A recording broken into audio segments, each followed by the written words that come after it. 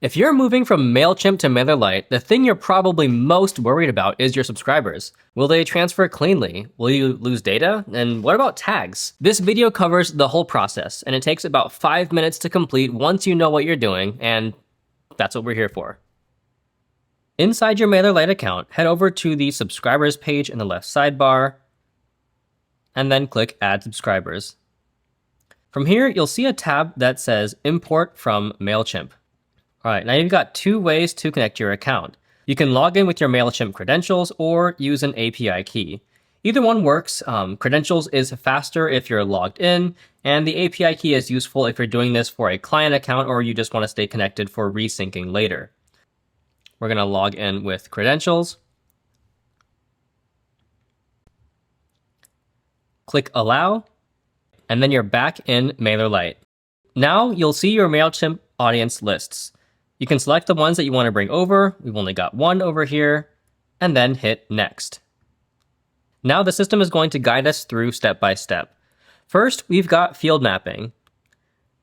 This is about where your subscriber data like names, custom fields, and anything beyond email ends up in MailerLite.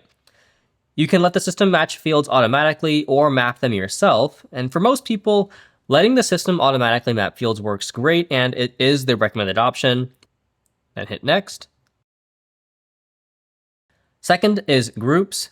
In Mailchimp, you used tags, but in MailerLite, those become groups. You can either create a separate group for every list and tag that you had in Mailchimp, or you can bring everyone over into one group. So if your Mailchimp setup was very organized, then you probably want to keep it that way.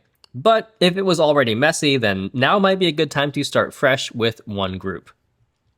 And by the way, if you want to change an option that you had selected earlier, you can just click into that step again, and then change what you selected. Alrighty, next up, we have segments. Basic field-based segments will migrate with no problem, but behavioral, e-commerce, or activity-based segments won't. But you can quickly put those back together with our segment builder in MailerLite. If you have more complex segments, then you'll want to make a note of them before you import so that you know what to recreate. If you need help using our segments builder, check out this video over here. All right, next we're looking at subscriber statuses. You can optionally bring over unsubscribed or unconfirmed contacts. These will live in their own category and they won't receive emails. It might be worth keeping if you want a full historical record from your Mailchimp days.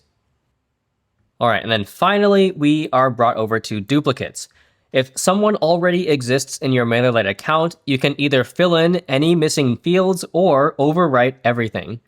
One thing to watch though is if you choose to overwrite, empty fields in your import will erase existing data. Update missing info only is the safer bet for most people. All right, then hit Let's Import. And you're done. You'll see a summary of how many subscribers were added, updated, or skipped. Your subscribers, groups, and any migrated segments will all be waiting for you in the subscribers section. And that's the full migration workflow.